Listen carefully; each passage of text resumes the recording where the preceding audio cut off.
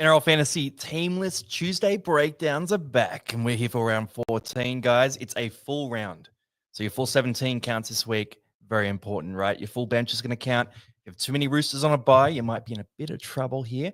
But we do have a few big-name players coming back. So quick one here. Greg Marzhew is here.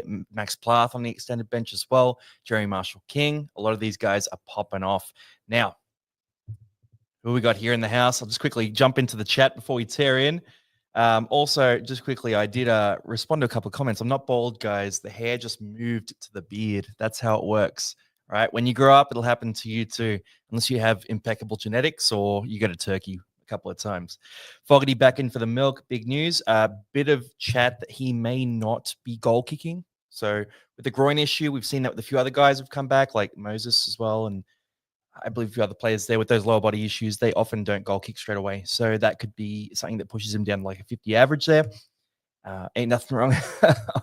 Karaz back. Yeah, potentially Karaz back in. And let's see what we got here. Hey, how's it going? Good to see you, NZ Snipes. How you doing, man? Yo, Krusty. Let's go. Jazz, big question there about Jazz Tavanga. We'll get to him as well, but he's on the bench, so it's bad news. Not a sell just yet, but I'm very concerned. I just got champed in the comments. I don't know about a champ there. This is much nicer. He's a big fan. Big love. Good to see you. Yes, sir. Up the waz here. Legendary. I'm trying to hit them all, but you guys keep coming.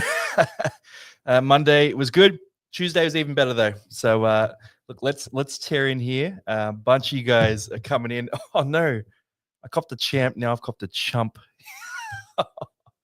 Okay, let's get into the team list, guys. I can't believe I just copped the champ that a chump, though. That's scathing. I don't know if I'm going to recover from that, boys. Now, team list Tuesday, round 14. First up, we have Newcastle here. I just want to draw attention to extended bench here. Greg Marzhew in jersey 22. So I'm expecting Marzhew to come back this week. If not, it'll be next week. So if you're a Marzhew holder, take that as great news. You've got a good option there. Now, for the Knights here, we've got Kalen Ponga at fullback. We have Schiller, Gagai, McCarthy, Hunt, then Sharp and Cogger. Going through to the forward pack is Frizzell, Crossland, Jones in the front row. And then Lucas, Pierce, Paul, and Croker at lock. Interchange is Brayley, Cant, McEwen, and Salesa Leamona. So Elijah down the bottom there. Now, for Newcastle here, a couple of things are going to be topical. Obviously, Greg Marzhew owners concerns. Probably some questions coming through about him. Ponga, Fletcher Sharp, very volatile as well. Dylan Lucas and the injury history. And I will just want to flag, guys, we don't have Monty for a while now. So he may come back, but he's spending a couple of months in Europe at the moment. So he's not in the studio, which means we're doing this solo. I might look for someone else to jump in because I did really enjoy that sort of dynamic we have with two guys on the show. But for today, solo running. So I'll be jumping into teams and jumping across to questions. Now, for Newcastle, first things first, Kellen Ponga. If you've got Ponga in your team, I had him as a sell last week. I sort of thought, you know what? If he's not making his starting side last week, he's probably a guy you want to move on. If you held him last week, you might as well run him in this game. The Knights haven't been good, but I probably would start him. Like, I mean, you can make moves and you can get onto other guys. You could talk about, players on the other side of the ball, even Ruben Garrick there. I'd probably start Garrick over Ponga this week just because of the matchup. I expect Manly to win this game, but there are other options you might play him over. I'm just thinking, you might have Jaden Campbell as well. You'd play him over Ponga. I think I'd play Sharp over Ponga. But if you need to, I wouldn't be afraid to start Ponga. So let's say, for example, you jumped on Tommy Turbo, who's not playing again this week. You might have Ponga in the loophole there, playing the first game of the round. Absolutely perfect. So that's how I think about Ponga. I think if you have him, you stick with him. Probably give him a shot this week or use him as a loophole option because we have so many Roosters players. Like you might have Tedesco, for example, on a buy or one of those other options there that you can loophole. And Ponga is the perfect high volatility loophole option. Now, for the rest of the back line here, I would expect Fletcher Hunt to be the guy who makes way for Greg Marzhew. So if Marzhew comes in, it's probably Hunt who steps out. If you're a Fletcher Hunt owner, you probably won't start him anyway. He hasn't been scoring much, but this will mean that he fades out of the picture here. For the other backs, you might be a Gagai owner. He's been all right lately. You'd probably stick with him, but not a guy to target. If you're a Fletcher Sharp owner, it's volatile, right? So we talked about this a couple of weeks ago and again last week. Him at fullback, I was a little worried when he went to fullback originally. So I put him in my loophole in round 12, sorry. And I was just thinking, you know what? He could score anything at fullback, and he popped off for 100 points. So obviously, I took that score. Then last week, he had the quiet game. So I think back to the halves is just going to mean more stability for Fletcher Sharp. Big thing there is about 25 tackles a game, big defensive work rate, very solid base there for him. And then he adds on the attacking stats and running game here too. So if you're a Sharp owner, you're sticking with Sharp. You're riding that wave. Don't sell Fletcher Sharp. Plays next week as well. You're basically not selling anyone who plays round 15 is my key advice here. Now, rolling down to the forward pack for the Knights, I mean, Frizzell, Crossland, Jones. There's a lot of guys here that you look at for draft leagues, Matt Croker, those types of players, but you're not targeting those guys as buys in your classic team. Really, it's Dylan Lucas, Kai Pierce-Paul were the two relevant ones. So I'm on the Pierce-Paul Express. He grabbed a 66 last week, grabbed a try, which definitely boosted it up. But he's sort of been teetering on the edge of some big scores recently, and I think it's too late if you don't have Pierce-Paul. You're paying top dollar for a guy who only plays one of the remaining bye rounds when you could go to Ewan Aitken or Jacob Preston next week, who's been suspended. So he'll come back fresh. I would probably target those guys over Pierce-Paul at this stage. But if you're a Pierce-Paul owner, you keep riding the wave, you keep enjoying the scores. Then Dylan Lucas here. I've got a little bit of concern about Lucas. I just sort of look at him and think, that injury seems to be a little bit of a trouble. He's getting a rest at the end of games. The shoulder, I'm not a physio, right? But it's been described as quite an unstable injury and one that can be triggered quickly. So I do think Dylan Lucas has the potential to hurt us at some point. If you have a Roosters loophole this week, I wouldn't be against running a center loophole with Lucas. So that would mean that you would put Lucas in your starting side. You put Lucas on your bench in the emergency section. You would put the Rob Toya or whoever your loophole there is, Nawani Tuase, in the starting center spot, and you would see how Lucas scores. And if he scores well, you make sure you don't have a center above him on your bench. So I'd be recommending a loophole with Lucas, but I do think he has big upside as well. The Knights, while they're not performing well, when they do go well, Lucas is at the epicenter of it, so he's going to get a ton of ball. Other than that, for Newcastle, I'm not super keen on many of these guys here, so I'll just jump across some questions. We've got Purdue to Lucas. I'm not super keen on jumping on Lucas at this stage just because, of that injury that we're talking about there. So I personally reckon you don't do it. How many trades have you all got left? Yeah, I've got I should have about 10 left after this week with my planned trade there. So 12 is plenty. 12 is plenty. If you've got less than 10, you're in a little bit of trouble. But if I make a bunch of trades this week, I could end up in less than 10. So it's not a big issue. You just want to make sure that you're filling your team out for round 15 and round 18. And good to see you, Fungy. How you doing, mate? Preston or Couchman? I'd say the Couch just because he's playing this week, and I think he is a slightly better scorer. So, yeah, I'm going Couchman. Couchman is my buy this week. I'm probably going to go to Munster to Couchman, straight trade there, and then work from there. Love having KPP. His ownership is low, and he's a beast. Yeah, he's a delightful pod for us, isn't he?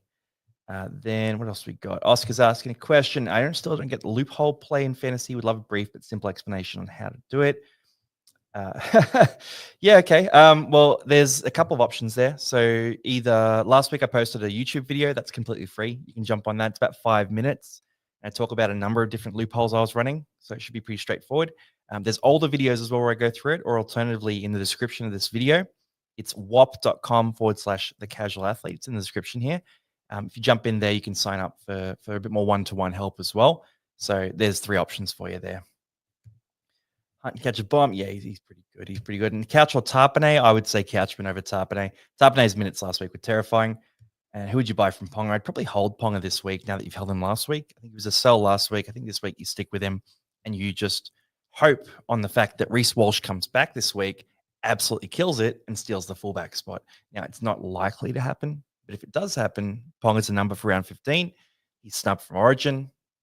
I'd expect a big score. So that's how I view it. And then Cobbo. Yeah, I mean, look, Cobbo is, so you go on Pongs or Cobbo. I think it's a great little loophole there. So if you can run the loophole, that's ideal. Cobbo has the Titans, which is pretty good. But I'd generally start Ponga this week. And could be Jazz to Stewart this week. Yeah, potentially, or you could wait a week on that as well. And then, yeah, Saifidi owners, 1 more week. There we go. Yeah, so he should be back pretty soon. No guarantees for next week, but potentially has a chance to next week. Let's keep tearing through these teams here. So we got the Seagulls up next. And for Manly, I've got Lehigh Hopewadi at fullback. Falalo, who was fantastic last week. Very exciting young talent, this guy. Then Kohler, Garrick, Talau in the back line. We got Brooks, Cherry Evans in the halves. Forward pack here, front row is Bullimore, Croker, and Sipley. In the back row is Olakawatu, Turbo, and Turbo. So Burbo and Gerbo, really.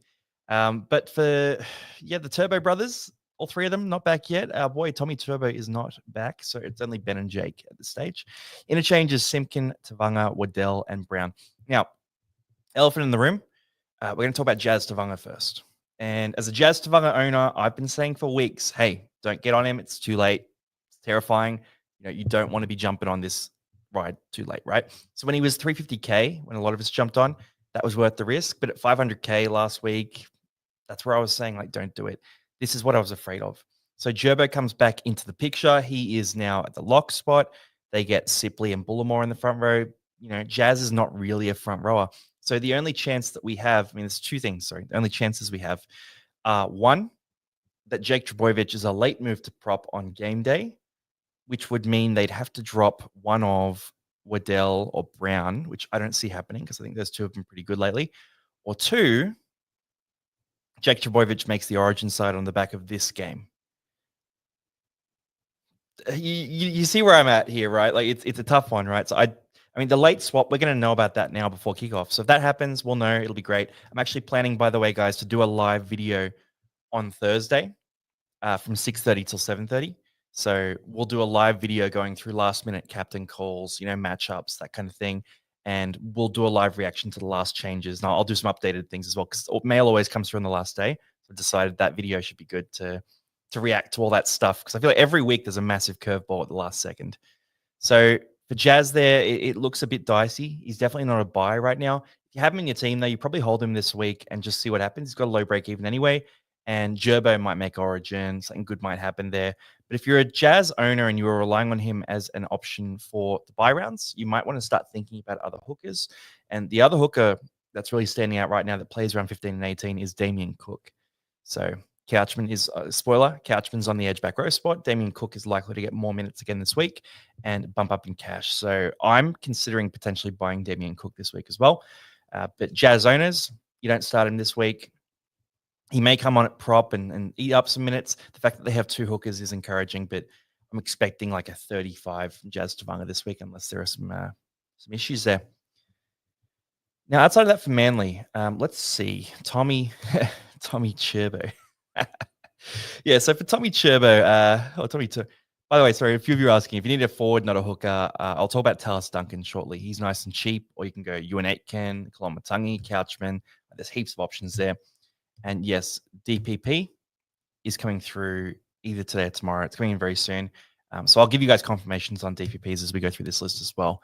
But for Tommy Turbo, it looks like he's getting 1 more week's rest. Should be back next week. My Turbo owner, I bought him for the major buy rounds only. I don't actually really need him. The fact that he's out is a nice little option for me because it means I can run a double loophole at wing fullback there. So if you're a Turbo owner, you stick with him, that kind of thing. If you're thinking about Lehigh Hopewadi, which a lot of you guys are asking about there, I'm going to say no to this one. Unless Turbo was out long term, it's a no. Manly's attack just hasn't been good enough to support Lehigh Hopewadi in the attacking stats department as a winger. And that's what he'd need, right? So Manly would need to be firing on all cylinders. But I think he does pop off this week, Lehigh Hopewadi. So if you think Turbo is going to be ruled out for a longer period of time, which I've seen no indication of that, then Lehigh Hopewadi could be an option. But for now, it's probably a no. It's probably 1 more week at fullback, then back to wing, where he's not a particularly special scorer.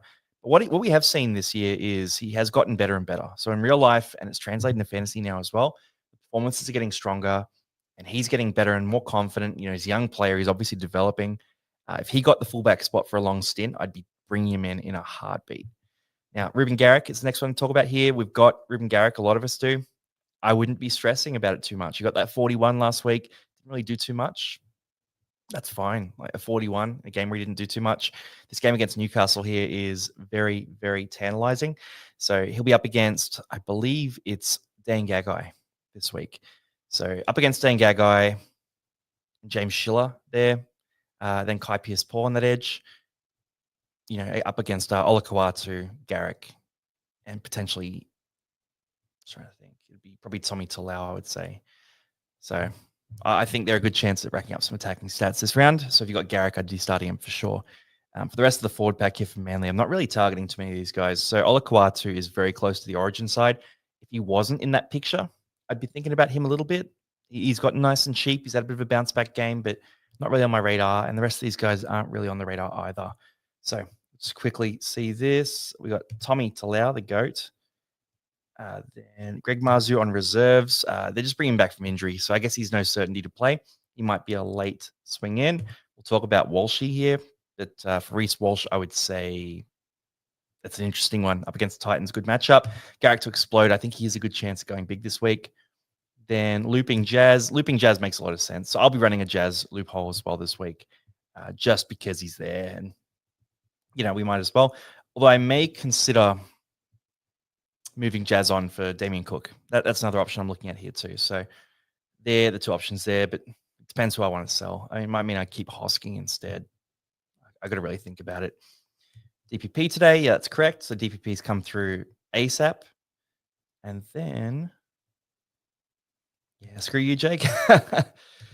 Surely put Gerbo at prop. Yeah, look, that's the big thing. Like if there's a late, shuffle there that happens, that'd be great. The other option is that, Gerbo might move to prop and Jazz could play a bit of lock off the bench. Jazz only really needs about 60 minutes to be fantasy effective because I think he can average about 50 points in 60 minutes. So we'll see what happens there, but it's a tough one. Now let's keep tearing through these teams here because there's a lot of questions coming through about certain players that are coming up in these team lists. Storm v Cowboys up next, and I'll sort of focus in on the really fantasy relevant guys here. But for the Storm, we got Pappenhausen at fullback, Anderson, Jack Howarth back to his center spot there with Meany, Xavier Coates on the wing, and then Munster and Hughes in the halves. Pretty stacked back line there. Then forward pack here, Atoa Manu, Grant King, and then we've got Blore, Katoa, Loiero. Interchange is Wishart, Garlic, Kamitha Mitha, and Asofa Solomona. Now, for the Storm here, I think we're going to see them firing on all cylinders in this game. So I think we're going to see a much more effective Storm outfit here. If you guys are in Sydney, by the way, we're running an event on Friday night at the Depot Brewery in Artarmon, so just sort of North Sydney kind of area. I'll put more information out about that on socials and all over the place. But we're running an event there. It's a live footy watching event, basically. So 5:30 p.m., we're running some NRL trivia, giving away a bunch of free beers, all that sort of thing. So if you're in Sydney, definitely swing down there. I'll check out your fantasy teams that are there as well. But that should be an absolute cracker. So any Sydney folks, it's Depot Brewery. I'll put it out on Instagram on the story, or you can just DM me if you want to ask about it too. But I'd love to meet a few of you guys there. We ran one at Magic Round. It was a great success. So you're replicating that now in Sydney.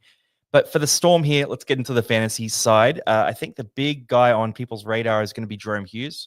So Jerome Hughes, Storm have a bye in round 15, which means they play this week, then they're off next week. So you're not buying Jerome Hughes just yet, but I'm starting to see the stats beginning to turn around, and he's starting to look a little healthier. If he looks good in this game, I'm almost certainly going to get Jerome Hughes in round 16. So my side, as it stands right now, only needs one half to be fully complete for round 18 and is already fully complete for round 15. Now, that half is either going to be Jerome Hughes, Matt Burton, or Jerome Luai. And Luai, by the way, real sneaky one. Luai had his best game of the season for both run meters and kick meters last week. He got sin bin, so the score was rubbish, but keep him on your radar. He's actually such an underground pod at like 400K. Now, Jerome Hughes on my radar, but I'm not buying him this week. Cam Munster, if you're a Munster owner, you can stick with him. He should go okay in this game. He was back up from Origin last week, so he should be solid in this game. I'm thinking about potentially selling him. I'm tossing up a few options here, but I'm probably going to move Munster on just because it allows me to go straight to Couchman. He's made a bit of cash. He's done his job. Couchman is an absolute juggernaut. Then for the forward pack here, Atoa Manu is definitely in the Origin picture. So he was the next man up for the prop spot if Payne Haas was out. Now they've lost Mitch Barnett. Mitch Barnett's out with an ACL. So they're going to look for a replacement at that prop spot. If Atoa Manu was the replacement for Haas starting prop, my guess is he probably comes in as the replacement for Barnett. But Atoa Manu is a bit more like Haas in that he's a bit more of a straight line runner, a bit more of a with the ball impact guy, whereas Barnett's more defensive. So I wouldn't be surprised if they make a change here and they bring Atoa Manu in and they put Max King in the starting prop spot next to Payne Haas. The other option here is a Turkey who might not make the team, and they might go with Jake Trbojevic in that Barnett role, just because he's a more defensive front rower to balance things out with Payne Haas. So there's a few options here. I don't think it's as cut and dry as a Turkey just coming straight in, but I think a Turkey is a big chance of coming into that spot. Again, we're going to watch how he plays. We're going to watch how Jake Trbojevic plays. I think form will play a part in how they perform this week. I don't think Terrell May is in the picture, by the way, to replace Mitch Barnett. He provides a very different sort of service to the team than Barnett. And I think Laurie Daly sort of made that point relatively clear. So I think it's between Tokamanu, Jake Trbojevic, or maybe even Keon Koloamatangi, but I don't think Terrell May is in the picture. The rest of the forward pack here, I mean, some of you guys are on Eli Katoa. I wouldn't buy him this week just because they have that buy next week, but he is a pod you could look at. It's just we've got so many other back rowers that we like better. So probably not for me, but he has a big attacking upside back rower. Loiero, I don't expect him to make the Origin team for game 2. I think Horsburgh takes that spot. Not any fault of Loiero's really, just that he's not a prop, right? He's a lock, back rower, and they need a prop in that team to sort of match up against the NSW Blues prop rotation. And interchange here, Wishart is really cheap. So if there's ever an injury, he's going to be really interesting. But until then, not really eyeing him off. And then, I mean, Asofa Solomona has come in and played a bit of lock previously, but just not really a guy for fantasy. So let's quickly hit on some questions here. Keep Colo and May out. Yeah, I mean, we hope so, right? We hope so. Ideally, if we bought Koloamatangi and then he makes Origin, that really screws a lot of us over. But he is a machine, so he's going to be good and worth it regardless. Perhaps a sell. I wouldn't sell Paps this week. I think they're full strength. They're going to be really good. There's going to be a lot of attack on offer.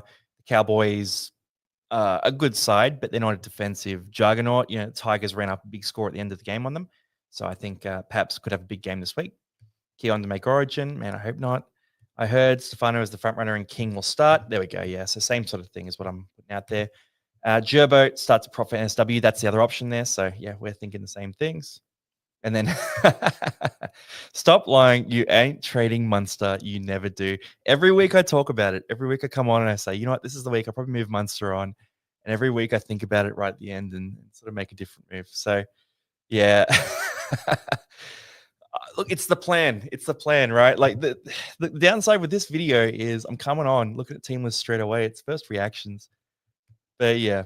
Hughes 46 last week with 2 turnovers, not convincing enough for me. Totally agree. We need to see something big this week. That's the big thing there. Savala drops out for Walker. Yeah, I mean, Savala, the issue is it doesn't really help you around 15. So if Savala drops out for Walker, you're probably looking at someone like Galvin or Burton or one of these types of players instead who cover 15 and 18. I'm thinking about getting Galvin next week. Yeah, that could be an option. Let's see how he plays this week. And let's see how the Dogs go. But yeah, he should be a reasonable option.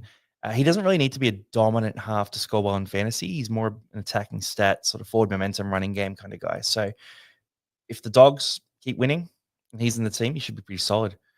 Then Storm players, yeah, round 16. Big ones, Jerome Hughes there and Heath Mason. I think personally it's going to be Latu Fino who takes that spot, but we'll see what happens there. And then over to the Cowboys, Purdue getting half dual. Yeah, he should be sweet. So he's moved to the halves very intentionally, not covering for injury. I fully expect Purdue to get the half dual this week. Should be one who gets that ASAP. That's going to be super, super helpful for my side. And that's why I've held Purdue, just because, we've got Savala. If Savala drops out, I can move Purdue into that spot. It gives me a lot of flexibility in terms of upgrades there. Thoughts on Drinky? We'll turn to the Cowboys in a sec. I'll talk about Drinky. And then have we got anything else here on Storm? It's worth flagging this too. Round 20, guys, you get 8 additional trades. So don't freak out if you're lowering too much.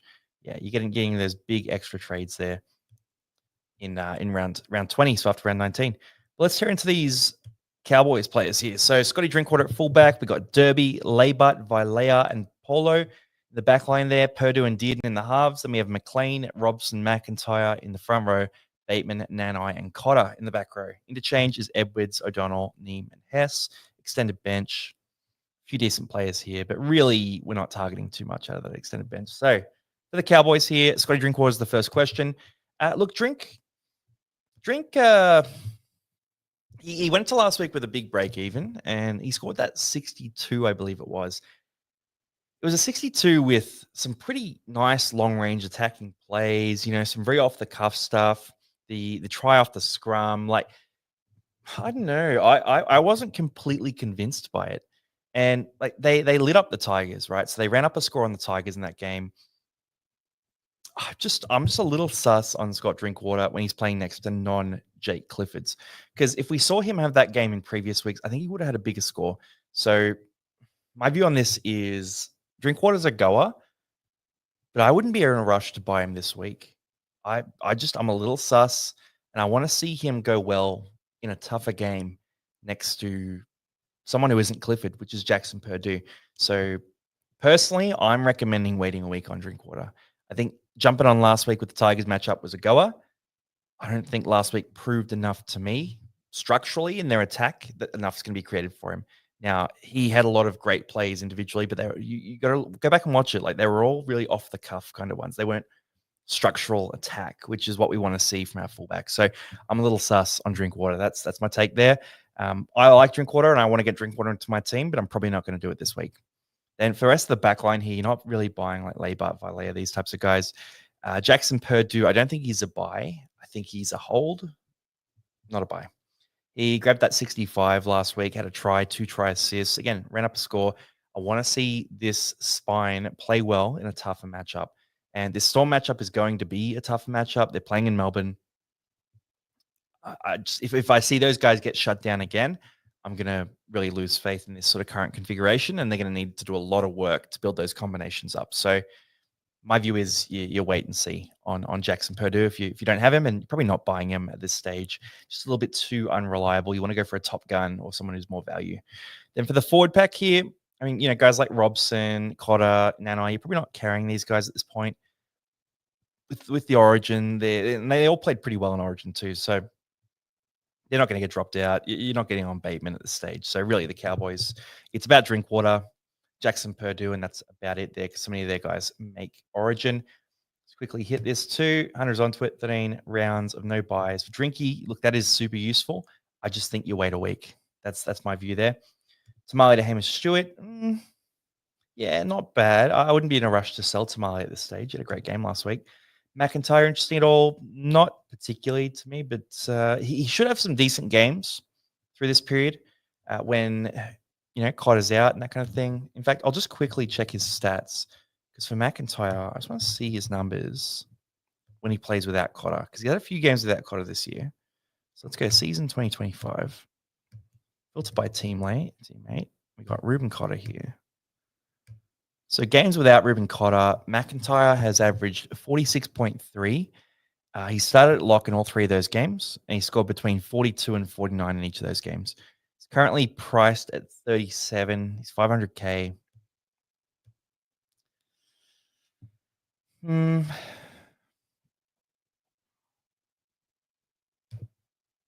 not super interested. Like this year, I'm just looking at the games with Cotter because you're going to need him to score well with Cotter. He scored 11 points last week. Played at prop, started at prop, played 22 minutes. It's a pretty firm no from me. I think he'll do if he was 350K. He's useful in 2 rounds. He's useful in those rounds where Origin players don't play. But other than that, not really super keen. This is my game upset. I'm tipping. Hey, there you go. If you're tipping the upset and you think it's going to happen, you could go on Drinkwater and Purdue this week. But I just personally reckon the Storm are going to turn up for this one. Campbell over Drinky, completely agree with that. The issue is Campbell's at fullback right now. Titans are applying for dispensation to get AJ Brimson into the team, which makes me think they don't want to play Campbell at fullback. They want him in the halves. So I think Campbell should be fine. He should go back to the halves. Then Haas, Horse, Kautonga to JC, Couch, Aitken. It's okay. These are okay trades. It's a little sideways, but they're pretty good trades. And we'll just see if there's any other juicy questions here. Hosking, we'll talk about the Raiders there. I don't think he's a definite sell, but he is frustrating. Best hooker to trade for. Damien Cook, buy around coverage and value there. Picker to Paddy. Nah, keep Picker. Picker is starting this week. And Fino and Mulaney, yeah, probably Fino is your guy there. As a cash out, waiting into Cook makes a bit of sense there. And then whoever said this game is your upset, you just jinxed the result. Well, someone else needs to comment and say they think the Storm will win, then we can unjinx it there. Now let's keep carrying through these lists here. So we've done the Cowboys. We're going to roll down to the Dolphins and the Dragons. And the Dolphins here coming through with a pretty nice extended bench. So if you jump down here, Jerry Marshall King in jersey 21, Max Plath in jersey 22. Those two come back. It's a big boost to the Dolphins. Now, for them right now, as it's named, it's Hammer at fullback. We got Asako, Averillo, Farmworth, and Bostock in the back line. Nikarima, Katoa in the halves. Then we go to the forward pack with Molo, Donahue, and Kafusi in the front row. Finafuaki, Keeley, and Stone in the back row. And the interchange is Harrison, Graham, Lemuelu, Nichols, and Kerr. Now, for the Finns, I would expect that Max Plath comes back at lock or off the bench, and Jerry Marshall King will come back at hooker or off the bench as well. There's a chance they both come off the bench. They've been out for quite a while, but I think they might start in this game. Now, for the Finns, they play round 15, then they don't play round 18. So they have some buy round utility, but they played round 12, so you're probably not buying too many of these guys now. If I was targeting a Finn, I mean, look, Herbie Farmworth is still very, very relevant. Yeah, he's a guy, if you don't have him, he's a keeper center. He covers round 15. Could be an option in your target. The Hammer plays, Origin. Asako was a fun one for like round 12, but it's too late now. Isaiah Katoa is a keeper at the half spot. So if you want to jump on Katoa, I'm not against Katoa, but I am against like sideways moves like Hines to Katoa and that kind of thing. I just think it's a waste of trades there. I think you've made a selection. You need to kind of stick with your guys. So Katoa I like as an upgrade, but I think there are other options I like a bit more this week. A few of them in the Dragons team, by the way, so we'll talk about them in a sec. But for the forward pack here, is there much to talk about here? Lemuelu's back to the bench. Keeley starting. I don't really have any interest in Keeley. Ray Stone will lose his spot to Max Plath. I mean, Max Plath has a pretty big break even this week, so watch and see. If Plath comes back and plays really well in this game, there's a chance that you could rate him as an option to buy next week. The issue is he is an origin risk as well. So if he comes back and plays amazing footy, he's actually the perfect bench utility for Queensland. And there's a chance that Dearden maybe takes a starting spot. You never know what happens with selections, right? But I just think Max Plath, there's too many question marks. The injury seems pretty painful, I've heard as well. So probably not a go for me. Same with Jeremy Marshall King. I wouldn't be jumping on these guys. Now, I'll quickly hit questions here, and then we can turn to the Dragons because the Dragons going to be a fun one to talk about. Fogs to Katoa to sideways. I think it depends if you need halves for round 15 or round 18. If you're shorter half for round 15, I'm okay with this trade. If you already have your halves for round 15, I wouldn't do it. Like, that's kind of the tiebreaker for me. And hookers for round 15, we're going to talk about one, Damien Cook. He's the main one, really, and there's not really too many other options.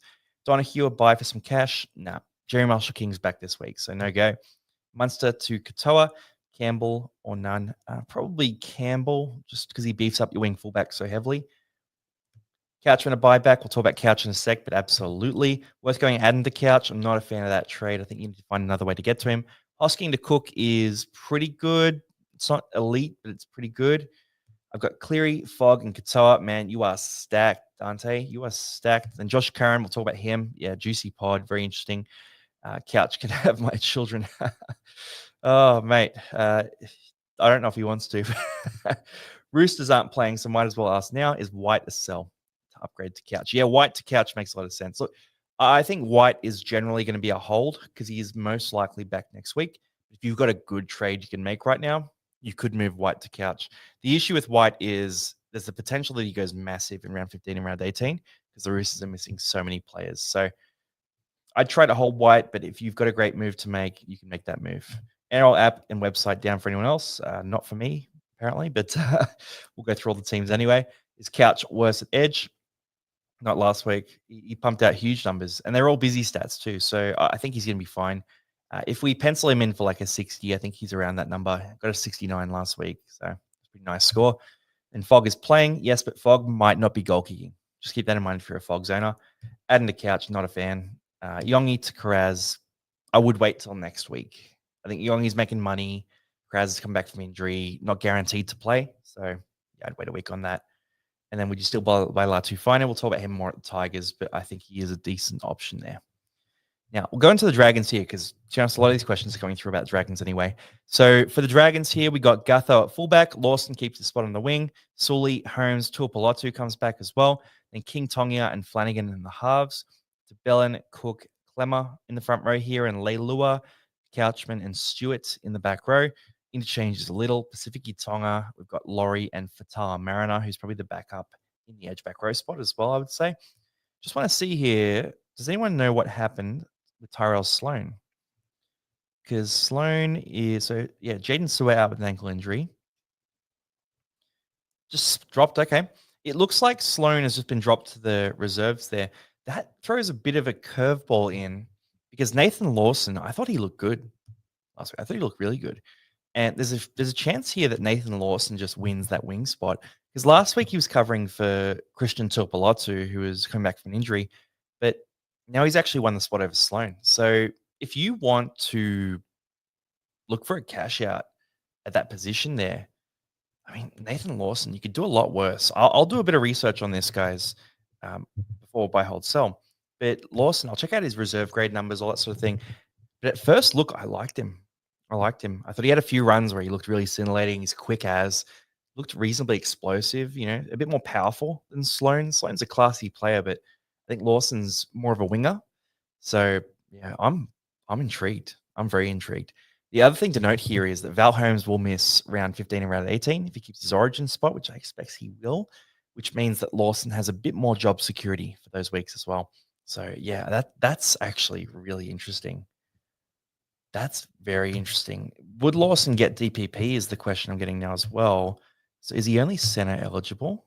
He hasn't really been on my radar because I just thought he was going to drop out. Yeah, center eligible right now, 249K. I mean, technically he doesn't qualify for DPP, but I think he should get it. I think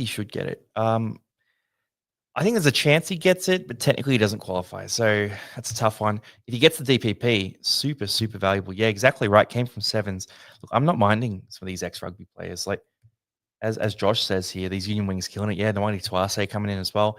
A lot of skill in these guys. The sevens in particular is an exciting place to come from as well. He's a bit of an older guy, but that sort of helps as well. He's obviously got a bit of composure about him, a bit of power, a bit of that mid-20s strength in his body there. So Lawson as a cash out, I'm not against it at all. That actually solves a lot of problems. Yeah, that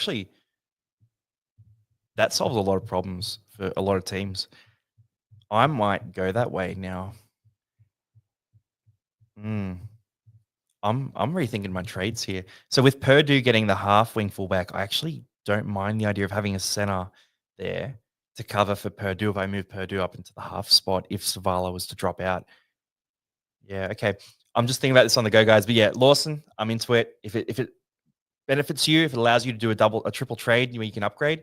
For me personally, I could go like Munster, Hosking, and Cobbo. We're all kind of here and there. Out for Couchman, Campbell, and Lawson. And I get two big guns in my team. Really upgrade there. So yeah, I'm interested in this.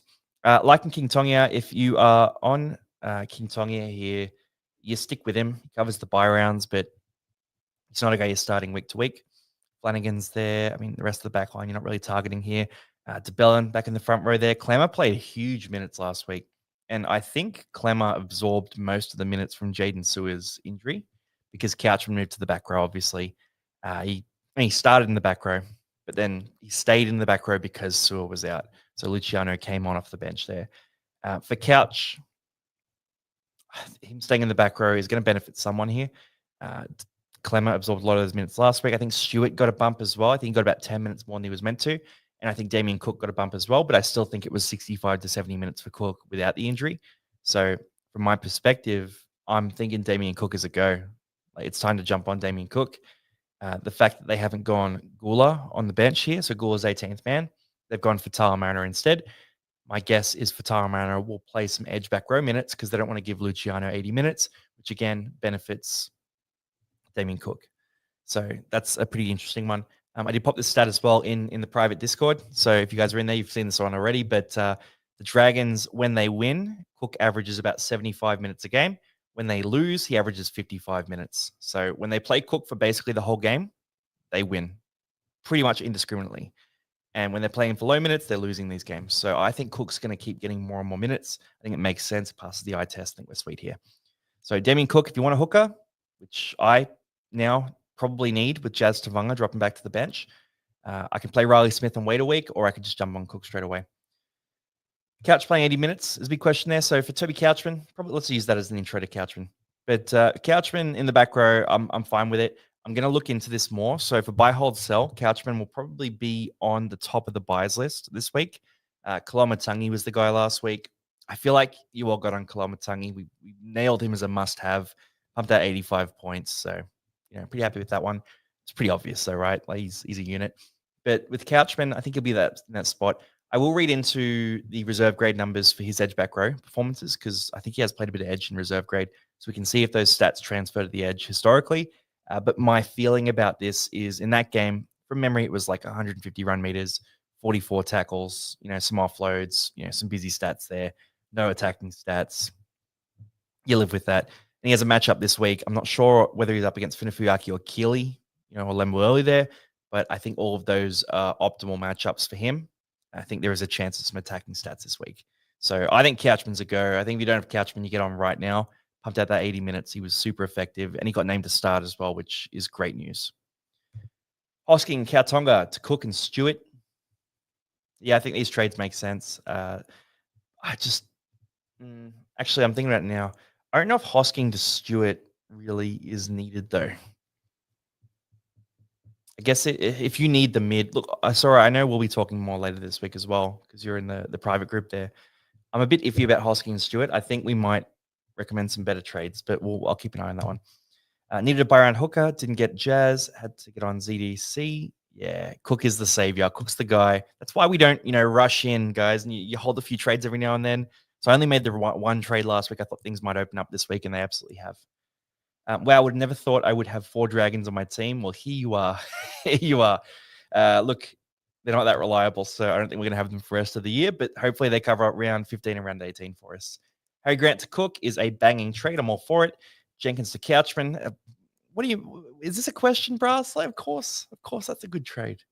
Is 4 Dragons too much? I don't think it's a big deal. They have to buy in round 19 from memory there. By round 19, we're going to be dealing with this. It's going to be okay. So, yeah, I think it's fine. Is Lawson a better cash out than Fainu? Oh, I mean, if Lawson gets the dual position, then yes. If he gets the dual, then yes. If he doesn't get dual, then it's going to depend on your team. So, personally, I probably need the dual position center, wing, fullback more than I need a half. I'll look into this more when we get the cheapies because I'm going to have to make the decision myself as well. I'm probably going to add an extra couple of trades onto my planned trades here. I'll be getting either Fainu or Lawson, and I'll tell you on buy, hold, sell when it comes out tomorrow who I'm going for, but I've got to do a bit more research there. And then Fog to JC. Is that worth it? If you need the wing fullbacks, it's worth it, yeah. Kale Ero to Couch. I wouldn't be selling Ero right now. I think you've got to find another way to get there. And anything else here? So a lot of questions firing through. Hopefully I'm answering generally the theme of these questions, guys. Couchman or Kolomatangi, I'd probably be willing to tear my team apart to get both, I would say. So this is an instance where if you don't have both these guys, it might make sense for you to sell Payne Haas. And most teams, I'm going to say no to selling Payne Haas. But if you don't have these two, they can score not quite at Payne Haas level, but pretty close to it. And they're dual position. They cover the buy rounds. For you, it's going to be a sell Haas to get both of these guys' situation. Egan to Stewart. Held Egan for loops. Yeah, that's reasonable. Grant, trash. Oh, yeah. Look, he still could come back. Like, Grant could come back at the end of the season and just absolutely tear up. So I wouldn't freak out. And yeah, round 16. Just have a look at your round 16 numbers, guys. I mean, anytime you do a trade, you should be doing that anyway. So have a count up of, who you've got for round 16. Round 16 is only 13 players counted, though. So you should be okay in round 16. And by Lawson, even if you have Fainu, I think both are okay to have. Yeah, I think you're going to be okay. How many trades do you have left at the moment, Longy? I've got 11. So I'm in a bit of a lighter trade situation, but I've got pre-trades. I have 12 players for both round 15 and round 18. So I'm not really needing to do too much to scrap together for buys. I could probably make 1 or 2 trades and have the full team, and then just anything extra is like upgrades there. So yeah, buy planning is going to save me at this stage. And Salada Herbie is okay, right? Yeah, I mean, Brass, you are throwing some very easy questions to me, my friend. Yes, that trade is fine. Now, for the rest of the team here, Hamish Stewart. Look, I'm not as excited about Hamish Stewart. I mean, I thought he was a decent option last week, but we look at him now. He's up to 527K. From memory, he scored that 45 in 55 minutes. So, a bit of a boost of minutes there. I think the minutes will fade back to that sort of 45 mark this week. Saying that, the bench is pretty low minutes there, so maybe Hamish Stewart will be a goer. I think he's a decent option. Like Hamish Stewart's there. Talis Duncan, we'll talk about him shortly as well. If you can't afford to go to the top guys like Couchman and Kalamatangi, then Stewart is a decent option there. Or Talis Duncan, who we'll talk about shortly. Let's keep rolling through these teams, guys, because we're pumping through. So we've got the Sharkies and the Warriors up next, and got Saturday footy. Nice. We're back to a full round of footy, which is ideal. About 8:57 in the stream right now, which is pretty sweet. It has sort of dropped off a little bit through the bye period, I've found. So this is the time where you're going to make up ranks, I think, guys. But for the Sharks, Kennedy at fullback, we got Katoa, Ramian, Iro, Hiroti in the back line there. Then Trindle and Hines in the halves. Fanua Blake, Brayley Kafusi in the front row. Nakora, Wilton, McInnes in the back row. And the interchange is Atkinson, Colhoun, Talakai, and Hamlin-Uele. Now, there is some interest in this team. I just want to quickly check the extended bench here. No Sione Katoa just yet. Okay. I thought Sione Katoa might come back early, but apparently not. So Sione Katoa is going to come back and steal Moeni's spot in the number 5 jersey, which means you're not going to jump on Moeni Hiroti at this stage. For the rest of the back line here, Kale Iro is a solids option, but I wouldn't be stretching to get him. Nico Hines has been a little bit disappointing recently. If you've got him in your team, I think you stick with him. You know, you keep riding the wave. You hope for that big score. But if you don't have Nico Hines, then I'm not rushing out to go get him at this stage. Forward pack here. Fanua Blake, again, a bit disappointing in that last bye round. But if you have him in your team, stick with him. Don't be rushing him out. He plays round 15. You want as many round 15 guys as you can get. So I think keep him for at least a little bit longer and see how this turns. Now, the fact that Hazelton is out for a decent chunk of time, about 3 months there, and Toby Rudolph is out as well, should mean that Fanua Blake plays pretty big minutes in this game. Because if we go to the bench here, you know, Atkinson is really just a utility. Colhoun, Talakai, and Hamlin-Uele are all very low-minute props. What could open up, though, is potentially McInnes sliding up in minutes as well. You know, Fanua Blake sliding up in the minutes there too.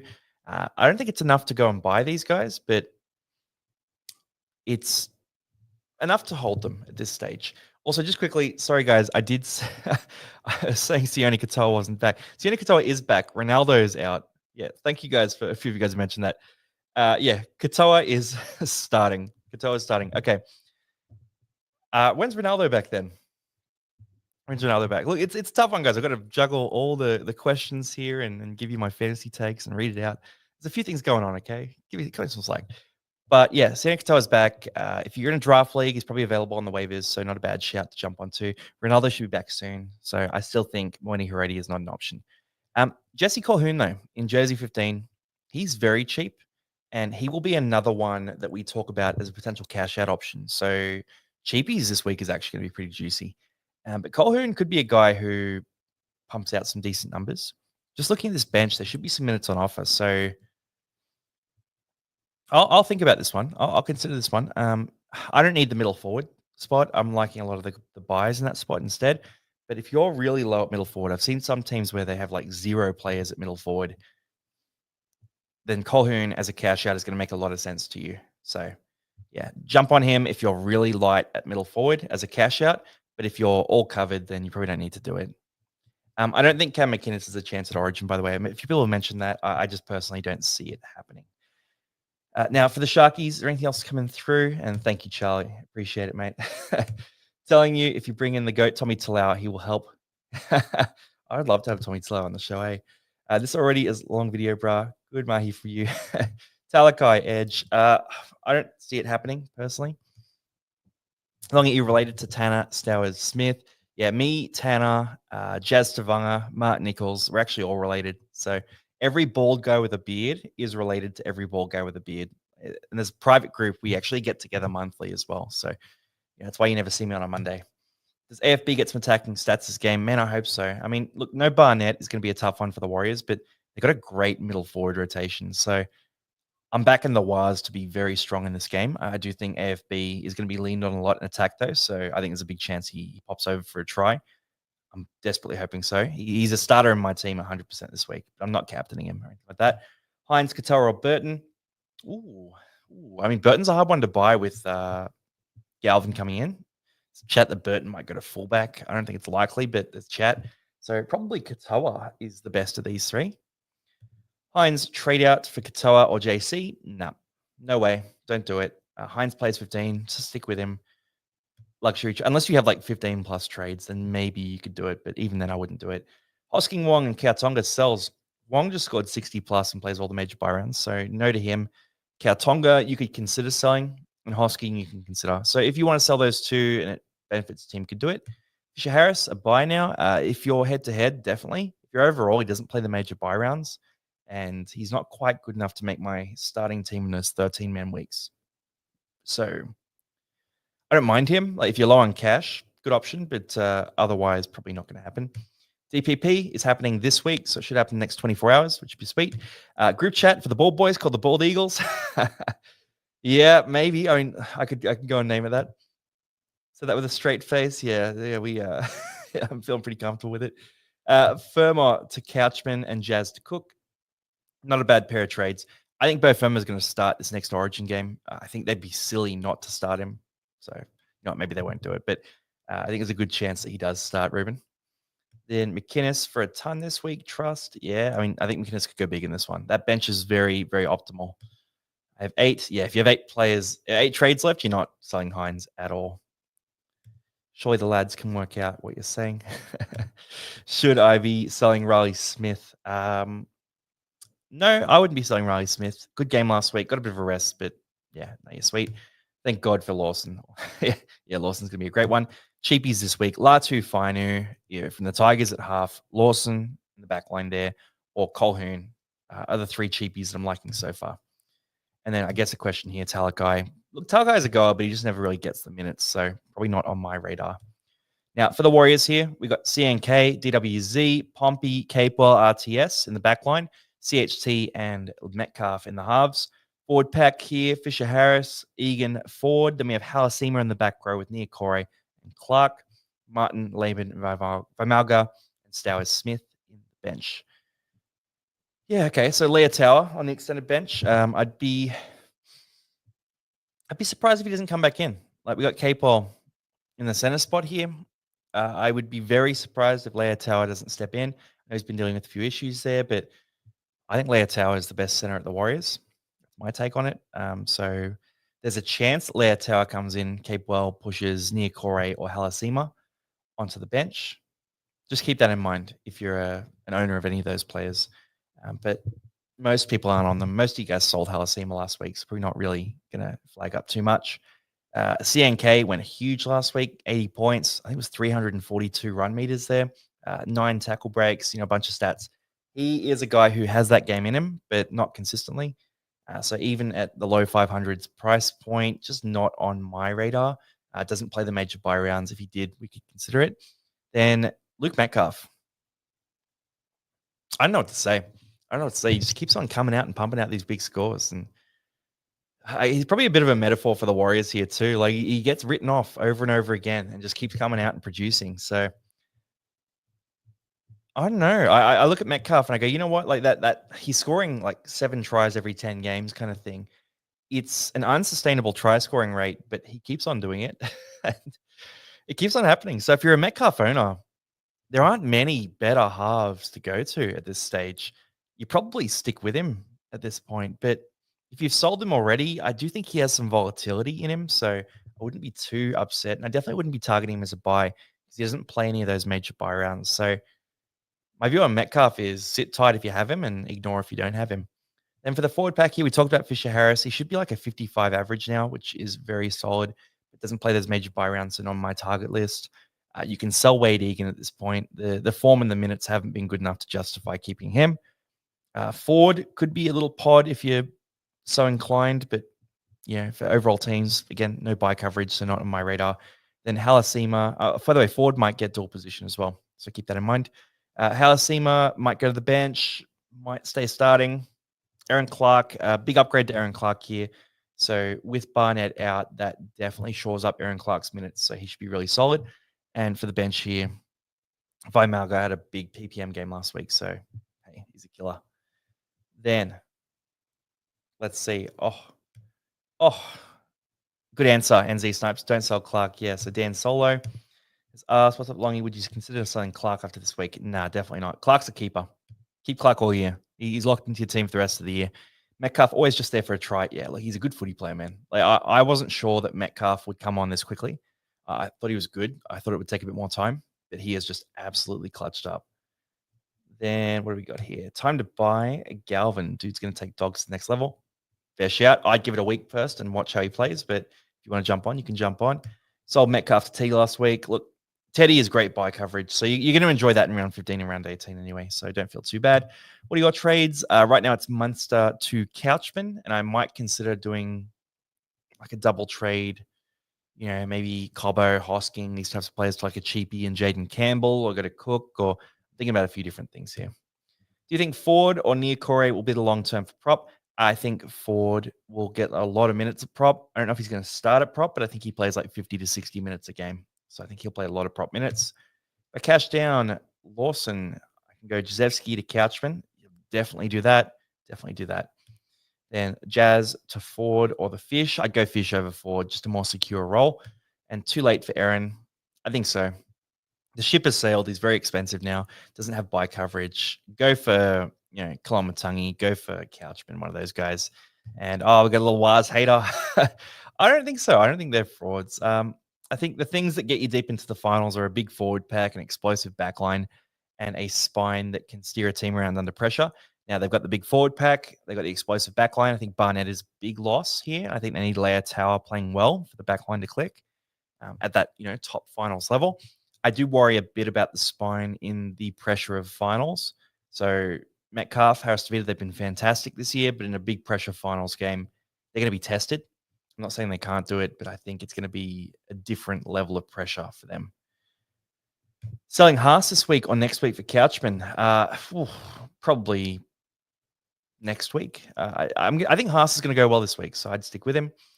Well, he doesn't like. I like Clark. I just don't like paying $800K for Clark. Definitely not do that. Kieran White, are you my dad? I mean, maybe. Like, who knows? Who knows? I reckon probably not. Probably not Kieran. But I don't even know how to answer that question. Longy, can we get an up the waz? Yeah, up the waz. And a cap about Munster. We're really trading. Oh, look, I might keep Munster. We'll see how we go. Sharks are the frauds. Yeah, I mean, Sharks. I'll tell you what. I was going to pick one of these teams to be a fraud.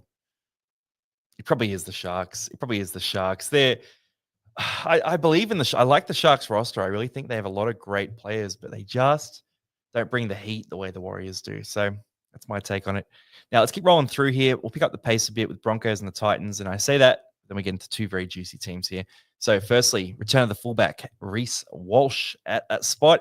We got Cobbo, Stagg, Shibasaki, and Arthurs in the back line. Ezra Mam and Adam Reynolds in the halves. Forward pack is Jensen, Pakes, Haas in the front row. Then Pierre Kura, Ricky, and Carrigan in the back row. Interchange is Walters, Hetherington, Willison, and Takura on the bench. Now, for the Broncos here, you could do much worse than buying Reece Walsh. You could do much worse. And I know it's gonna sound out there. Like a lot of you guys are gonna be rolling your eyes right now. This is I was gonna call it a longy special. To be honest, this is a biz special here. Reese Lightning here. Walsh could be an option though. So 460K, break even is like 42 this week. Up against the Titans who have been leaking some points. You could do a lot worse. You could really do a lot worse. I'm not going to do it. Probably not. I'm probably not going to do it. But I do think there's a chance he comes back and fires in this game, pushing for an origin spot. Now, the risk here is obvious. So the risk is, one, the Broncos are not playing good footy right now, so he may just struggle. Two, before the injury, Walsh was playing absolutely terribly for fantasy, so that could continue as well. And three, a PCL injury of the nature of Walsh's is one that I've heard does impact performance, so that could slow him down as well. There's a lot of downsides to Walsh. There's a bit of upside there too. My official line on this is going to be, hey, wait a week, see how he goes, have a look at him in the next couple of weeks and make a call then. So for Walsh, I'm going to say probably no, but if you send me a set of trades and it has Walsh in it, I'm not going to talk you out of it. And what's your hair routine?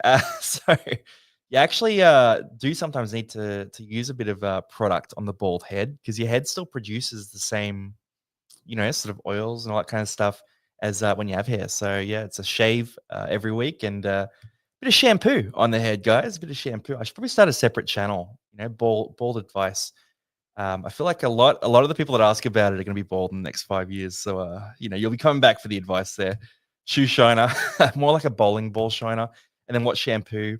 Just whatever is around. I'm not super picky. Now, let's keep tearing in here with the Broncos. Selwyn Cobbo is here. I've got Cobbo in my team right now. I got him for that fullback spot. This is a matchup I penciled in as one where I think he could pop off. I think Walsh coming back is great news for Cobbo. I think the Broncos are going to either want to make a statement and play well, or they're going to be absolutely shocking. Now, which way do you go there? Which way do you go? Are you back in the Broncos bounce back? I personally think there's a big chance they bounce back in this one and have a big game. And for that reason, I'm running Cobbo in a loophole with Tamale, using Turbo as my starting wing fullback because he's not playing this week. So if Cobbo goes well, I'll take his score. If not, I'm running Tamale at wing fullback. Now, not many of you guys have Cobbo. A few of you guys jumped on with me. But I think that's enough of a reason to keep him one more week and just see how he goes. So that's how I view it. I'm going to give him a shot here. I don't have full faith, but I think there is a chance the Broncos bounce back and click this week. For the halves here, Ezra Mam, I'm getting a lot of questions about Ezra Mam. Probably a no. Probably a no on Ezra Mam, guys. Like, he just hasn't really changed as a player to, change his stat profile. He's going to have the odd game where he goes 60 plus, has a big bunch of attacking stats, but got that 20 last week. It's pretty easy no for me. Then down the list here, Payne Haas. Yeah, break even. I thought it was 95, but huge break even here for Payne Haas. You're in trouble there with him with cash generation, but I just think Payne Haas is going to have to step up in this one. And there's all this talk about Haas wanting to leave the Broncos. I think it's not true. He's going to have to step up in this game. He's not backing up from Origin this week as well, so I think he'll be really effective. And up against the Titans this week, they've got Mulaney, who's a young hooker coming in. Pretty good forward pack. He's got the battle against Big Tino there, but the Titans have leaked some points. I see Payne Haas having a big game here. So personally, I'm not even considering trading Payne Haas out of my side. But if you're someone who's missing Kalomatangi, Couchman, all these guys, and this is the only way you get to them, I'm not going to talk you out of it. I just think if you're selling Payne Haas, you probably do it next week instead, and you cop a bit of a cash loss. So be it. For the rest of the Broncos here, I mean, Pia Kura is there. If you're a Pia Kura owner, you stick with him. He's starting again, so that's not a bad shout. Ricky Carrigan, Corey Jensen starting at prop is kind of interesting. If they played both major buy rounds, I'd consider it, but we just have so many options at the middle and edge spot there. So I think Corey Jensen's off my radar. For the bench here, Ben Takura keeps his spot. Could be a cash out you look at, but he's worse than the other cash outs we've talked about. So not someone I'm going to flag here. Now I'll go through the Titans and I'll hit some questions. For the Titans, a lot of people are asking about Chris Randall, so we'll talk about him in a sec. But for the Titans at fullback, it's Jaden Campbell again. We've got Cam Pereira, Kelly, Sami, and Fitzgibbon in the back line. Foran and Weaver in the halves. Then the forward pack here is Fodawaker, Mulaney, Campbell Gillard. Then we go to Randall, Fermont, Tino on the back row there. Cleese Haas is back in the team there with Jolliffe, Alec Wienke, and Howe on the bench. Is Dave Fafita on the extended bench? Is my next question. No, he's not. Okay, but Brimson is. So the plan here for the Titans is they're lobbying the NRL as we speak to try to get Brimson exempted from the HIS stand down. So there's a good chance that we see Brimson come back into the team at fullback if they are successful, and that will mean that Jaden Campbell goes back into the halves. That is not controversial. They have made it very clear they want Jaden Campbell on the halves. So Weaver would drop out or Foran would go to the bench. I think it's Weaver who would drop out there, and they would run as such. So if you're considering buying Jaden Campbell, keep an eye on that news there. He should still be reasonably solid. Like his goal kicking, he's like a 50 average at fullback. So 45 average historically. If you had the goal kicking, it's like a 50. He's a 60 average though in the halves, right? So I think he's 10 points worse. I still stand by that because last week he had, 63 points last week. Had a try, 2 try assists, like basically carried all the attacking stats for the Titans. And they got a 63. You know what I mean? Like that's kind of what I'm talking about there. There's some lower scores in him at fullback. It's like Fletcher Sharp, right? There's more volatility at fullback, whereas when he's in the halves, he dominates the kicking. So if Campbell's in the halves this week, he's definitely a buy. If he's at fullback, he's still a buy, but he's not a desperate buy there. For the rest of the team here, I mean, the back line, I'm not really interested in much of it here. Fitzgibbon is cheap, but meh. Then forward pack here, Fodawaker plays Origin. Mulaney, I mean, you could jump on Sean Mulaney, but the issue here is that bench is all forwards, and they got Cleese Haas on the bench there. There could be a late change here where Chris Randall goes to hooker, Cleese Haas comes into the back row. They've done that before. I just personally think that Sean Mulaney at hooker is one to avoid.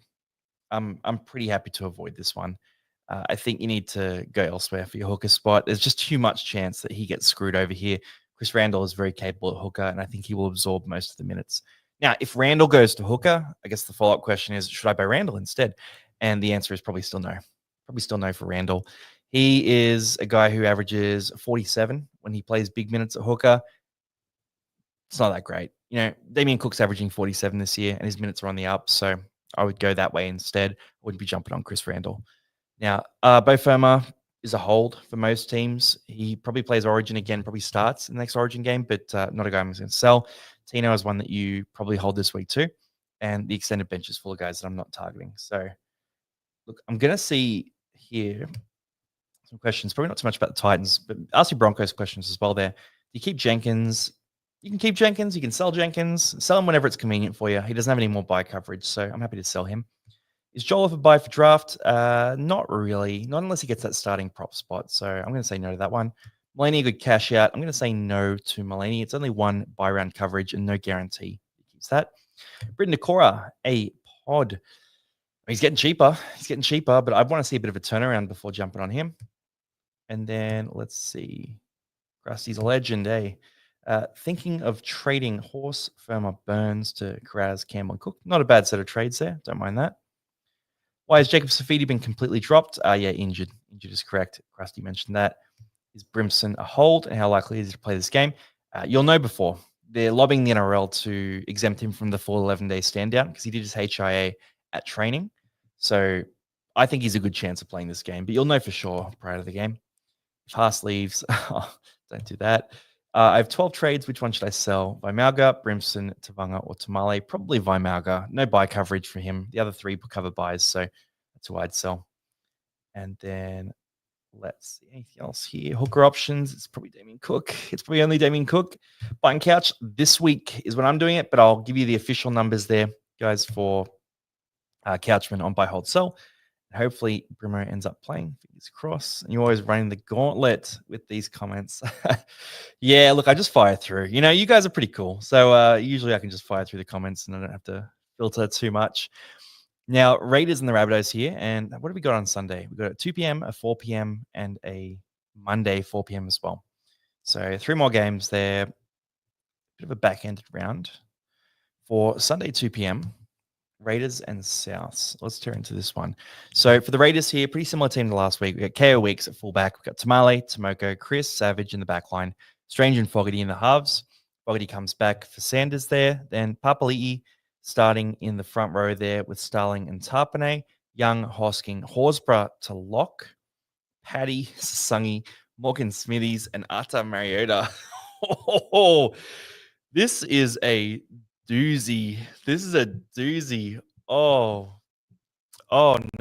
Okay. Give me a. I'm just turning the lights back on. Let's react to this one. So Corey Horsburgh. If you're a Horsburgh owner, you're probably pretty happy about this. I use the natural light, but the sun's just gone down. Horsburgh owners, you're. I don't know. Okay, so I'm reading into this here. Look, Joey Tarpanay, this is probably good news for Joey Tarpanay. It takes Horsburgh out of the prop rotation. I'm just thinking this out loud, right? So Papali'i will start in the front row. Tarpanay will start in the front row. Horsburgh starts at lock. Maybe Horsburgh moves to prop a bit and then gives Smithies time at lock. I think it's good for Tarpanay, though. I think it is good. I think Tarpanay is one that you definitely want to hold on to, but you're not buying him if you don't have him. For Horsburgh, if you have him, you probably keep him at the stage and see if he makes Origin. At lock, could be more minutes potentially, could be the same. We don't know what happens there. Hosking is one I'm a bit concerned about now. So Zach Hosking last week started in the back row and then moved into the prop rotation when Simi Sasangi came on. Sasangi, he came on and played like 50 minutes in the back row. He was pretty good. He was pretty good there too. So my worry here is that he comes on and Horsburgh and Smithies are taking up the lock minutes. Does Hosking just come off in that situation? Or does Sungy go back to the really low minutes role? I think it does cap Hosking out a bit. This is actually pretty bad news for Hosking. Puts a lot of pressure on his minutes there. I'm concerned as a Hosking owner here. This makes Hosking a bit more of a sell, in my view. I'm still considering potentially holding him, but I'm now seriously worried because Simi Sasangi, he was good last week. He scored that try, nearly scored another try as well. In real footy terms, he had a better game than Zach Hosking did. That's concerning. Even though Hosking is the better fantasy producer, it doesn't. Like, the coaches don't care about that. I'm worried. I'm worried about Hosking now. Okay, if you're a Smithies owner, you're probably not comfortable playing him in year 17 this week. So I'd try to put him outside of year 17 or use him in a loophole or something like that. Like he'd be the back end of the loophole. If you're keeping Hosking, you probably still start him. You hope he plays big minutes there, but no guarantees. That's a juicy team list there. That's juicy. Look, we'll talk more about Hosking in buy, hold, sell. Hosking will either be in the holds or the sells section. This week, Tarpanay is a hold for sure. And I'm not really buying any shares of this pack. Obviously, if you have Starling, you're keeping him as well. Fogarty is one we've got to talk about here too. So Fogarty is normally like that 55-point scorer. He may not goal kick this week. There's a chance he doesn't goal kick. They don't have heaps of great goal kicking options though. So I don't think it's going to be a long time before he does get back to goal kicking. But with a groin issue, often they do sort of take their time with that. So I'd probably, keep Fogarty in your team. But if you've got a trade that's perfect and you sell Fogarty, I'm not going to be against that either. I just think it's a temporary thing. The issue is he is a bit of an older guy. So, that groin could re-trigger. Maybe Ethan Strange does a bit of kicking. Maybe KO Weeks comes up and does some kicking instead. We've seen him capably play that 7 role as well. I think it could be a bit of a drop-off for Fogarty here. So, yeah, if you want to sell him, you can. If you want to keep him, I'm okay with that too. Then I'll just cover Rabbitohs, then hit some questions here. So for the Bunnies, Latrell at fullback, we got Johnson, Whiten, Graham, and Tass in the back line. Cody Walker returns next to Jamie Humphries. Then forward pack here, Arrow, Havili, Kalamatangi. And we're looking at Aitken, Duncan, and Hubner in the back row. Jaden Sullivan on the bench here with Kepi, LeBlanc, and Totola. Now, what's Cody Walker priced at? I gotta check this out. Because Cody Walker actually could be a cheapie. Yeah, so 345K, Cody Walker. What's his break even? Because I remember his break even was actually quite high, like surprisingly high for 345K. Break even is 53. Okay. So Cody Walker is in a situation where he's priced at a 26 average. He's going to get cheaper as well. Cody Walker could be a cash out option in the halves. He plays both the remaining major buy rounds, but the re-injury risk is very real. Let me just read some numbers here for you. Because this year, Cody Walker has averaged 21 this year. His best score is a 31. Last year, he averaged 38. The year before that, 2023, he averaged a 46. And the year before that, a 38. And rolling back to 2021, it was a 51. Okay, so we're seeing, volatility between sort of 38 to 51 for his usual averages there. This week's been shocking for him. A lot of injuries, that kind of thing. If he comes back and he plays well in this game, I'll consider it. I'll definitely consider it. But so far, we haven't seen enough signs from him. I'd probably be going to Latu Fino first before Cody Walker as a cash out in the half spot. A lot cheaper and probably a similar scorer. Both are injury prone, but could be an option you look at there. Jimmy Humphries is not an option to target. 22 points last week, just not the guy. Then for the forward pack here, look, Kalamatangi is still a must-have. He's gone up in price a bunch. So if you want Kalamatangi, go get Kalamatangi. Target number 1.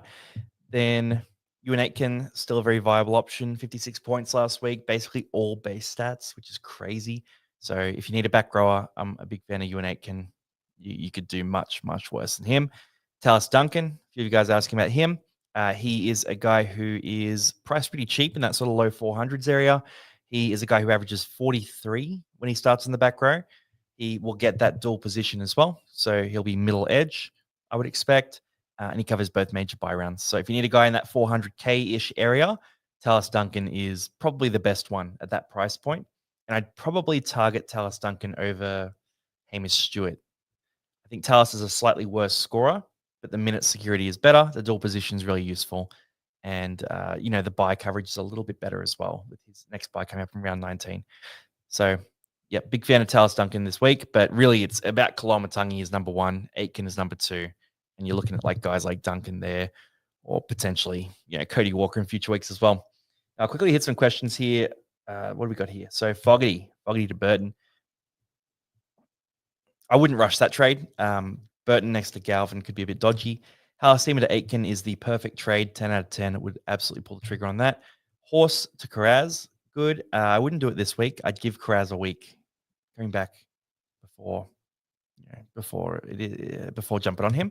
Now, I doubt it's a recurring thing. Papali'i just starting because it's a game where he becomes the most capped player. I reckon he'll go back to normal next week with Horse, Prop, and Smithy's lock. Potentially, yeah, but it's more just one where you just got to be aware of these things. Like, and you're not buying guys in this Canberra pack anyway this week because they have the buy in round 15. Hosking to Aitken. Yeah, it's. I'd say yes to that. It's a pretty good trade there. I'd pull the trigger on that. Alex Johnson. I knew I was going to get asked about this. Look, he's cheap. He's really cheap. I'm going to say no, unless you think South Sydney are going to win the comp. Like you think they're going to go on an absolute tear, in which case he could. Koloamatangi, no chance of Origin. I think there is a chance that he makes Origin. I think it's a low chance. I think they're going to go other ways. Tokamanu is the next guy up. Jake Trbojevic was in the picture as well. I don't think Koloa makes the Origin team, but there is a chance. Like maybe a 25% chance at this stage. If he comes out and kills it again, though, it bumps up to maybe a 50% chance, but he's not the favorite as of today. So that's why I see that one. Is Fogarty a viable sell? Yeah, you could sell Fogarty. He should see a bit of a drop in scoring production over the next couple of weeks. Is Horsburgh to Kraz good? We talked about that one as well. Best wing fullback options this week. Tedesco's not playing. Drinkwater, I want to see that spine configuration work again. Probably looking at Campbell. You could go crazy and get Walsh. Probably Campbell is the guy to get this week. Then Jazz to Cook. I don't mind this trade. I'm going to consider that this week. Who should I get for under 300K? There's a few guys we talked about. So watch Buy, Hold, Sell. So basically, I release Buy, Hold, Sell tomorrow, but it's going to be Colquhoun from the Sharks, the middle forward. It's going to be Latu Fino. Going to be Lawson at the Dragons, like these types of guys. Lungy Alleged. Cheers, LJT. Appreciate you, mate. Then I'm planning to sell Fog so I can afford Cook and Aitken. All right, beautiful. Yeah, I don't mind that move at all. Set yourself up. Round 15 is very important, guys. Smithy's a sell. I wouldn't rush to sell Smithy's. You're keeping him for around 18, really. So I try to keep Smithy's for a bit longer. Then Fogarty to Campbell. Not a bad trade. I'm okay with that. And Gerbo to start Origin 2. There's a chance of that, right? Like Gerbo, Tokamanu, Koloamatangi. I'm very real, though. Like, no one knows. Like, if someone's telling you they know, they're lying. Because Laurie Daly doesn't know yet. Like, he hasn't made the call yet. He's going to make a call over the next sort of week or so. And we just sort of have to be beholden to what Laurie Daly and Billy Slater do, unfortunately. Munster to Aitken or Munster to JC. Both are good options. It really depends what your team requires there. Whiten is a firm avoid, Monkey Boy. A firm avoid. Yongi to who? Lots of options, man. Heaps of options. Watch, Buy, Hold, Sell. Hosking to Keon is a good move there too.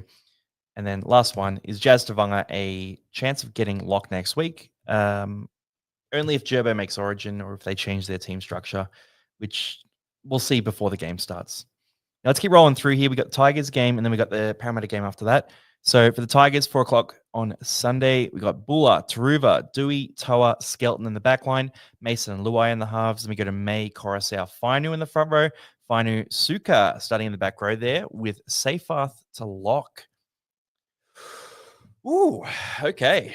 All right, so I guess no Alex Twal is causing a bit of mayhem. Now, let me just check the last reading here. So Latu Fino with his thumb come back. Jarrell Skelton hamstring back on deck. Twal to concussion. Okay, so it's a 1 week thing there.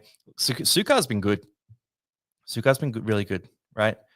So I think Suka, there's a chance that he does potentially win this spot. Now, it's not likely that happens, but there is a small chance it happens if he absolutely kills it. So keep an eye on Suka right now. Could be an option that we target. What's his price at the moment? I think he's sort of floated up in price a little bit recently. He had some decent scores. 280K, edge eligible only. I mean, the edge spot is not a spot that we have too much requirements for. That's my issue there. So look, Sukar's going to make the cheapies section of buy, hold, sell. We've been kind of spoiled with cheapies this week, actually. But for him, last few weeks, we're looking at a PPM at around that sort of 0.6 mark. It's not a great PPM. Needs to play some pretty big minutes to be relevant. Not a bad shout, though. If you need an edge forward cash out, which I don't think many teams do, then Sukar could be a goer. Now, let's talk through this Tigers team, starting with the backline. So, backline here, I'm not jumping on too many of these guys. I do want to talk a bit about the halves combination. So, Mason, Luai, and Finu all need a bit of chat. Firstly, Jerome Luai, he scored pretty average last week. So, 33 points last week. He had a sin bin in that game, missed 10 minutes. If without the sin bin, he would have scored like a 45. Now, the 45 isn't anything to write home about, nor is the 33. But what we saw last week was Luai had his season high in both run meters and kick meters. Wasn't by a huge amount, but season high in both categories after Galvin left. I've got my eye on that. I've definitely got my eye on that. He's priced in the 400K area, so he's very cheap. He's dropped 150K this year, and we saw I think it was 134 run meters there and 350 kick meters. So I'm watching Luai very closely. Like he could be a half in round 16 that we target. It's either him or Jerome Hughes that I'm going to get to round out my squad. I'm going to make a call on one of these guys. I think one of them will bounce back to relevance. I just have to pick which one it is. So Jerome Luai, keep him on your watch list. Watch him very closely this week, and he could be the pod that we jump onto that no one else is really thinking about because the score didn't pop off the page, right? So that 33 is a blessing. He's going to stay under the radar. Hopefully, he doesn't go huge this week, but hopefully, we see a nice current of base stats so we can jump on this pod together. Now, that's what I'm thinking about there. But other than that, you got the Mason and Latu Finu conversation as well. Latu Finu on the bench is a very difficult one to go and buy. It's very, very difficult to go and buy. Now, I know I'm a bit worried about this one. I probably wouldn't buy Latu Finu on the bench unless we hear news that he's going to play like 65 minutes off the bench or he's going to be a late change to start. It's a very late game, though. It's second last game of the round. You know, the Tigers, I think I'd give it a week. Latu Finu in reserve grade is like a 32 average. So it's not a crazy high average. It doesn't justify taking this risk. I think you wait a week on Latu Finu and you jump on one of the other cheapies that we've talked about here. Then for Heath Mason, it's impossible to buy him as much as the scoring was really good last week. You're not going to buy him because Latu Finu is going to be the guy. Forward pack here, I think Coruscant got beaten out by Damien Cook last week, just in terms of the scoring there, and Cook plays both major buy rounds. If it was the other way around and Coruscant played both major buy rounds, I'd be recommending him over Cook, but he doesn't, so it's going to be Cookie. Terrell May is a viable captain. I was a bit worried last week, no offloads in that game. That's one thing to think about there, but I think Terrell May is still a very solid captain option going forward. And then, you know, if you've got Seyfarth, the move to lock isn't really an improvement from the edge back row spot, but he is holdable or sellable, depending on what you want to do there. And let's just hit a few questions here. Colquhoun, much better buy than Waddell or Brown. Yeah, I think Colquhoun's actually a really interesting option, but Waddell and Brown play the major buy rounds. I'd go cheap on Colquhoun, though. Jack Williams, yeah. We'll talk about Jack Williams that last game as well. He's a fun one. I just realized you're in my league. Thought someone copied your name. Yeah, I'm in a bunch of leagues. So any league that wasn't full when round one kicked off, my team or a couple of other teams were added into those leagues as a filler so that your league could start. Say if other hold, you could hold him. And then TG, Luai put that 6 jersey on as fast as possible with Galvin Drummer. He now has 7. Luai feeds off good halves. He isn't one. I don't necessarily agree with this take. So I think Luai's had some pretty cracker games for on the international stage where he's sort of carried, right? So for Samoa, he's been really good. And we've seen him dominate, especially for fantasy, when Cleary was out and he was playing next to, was it Schneider he was next to? Was it Cole? I'm just trying to remember. I think it was Schneider that he was next to. So we've seen, Luai be super fantasy relevant. And I'm not saying he's a super, top tier. I've got him behind, quite a few halves like Moses and Cleary, for example, in the Blues conversation. But I think for fantasy, he could be totally relevant. I think you're writing him off a bit too quick. Then everyone forgetting Galvin. Yeah, not a bad shout. Galvin could be a target. He's dropped a bit of cash this year. Is Pierre Coeur a must-have? Okay.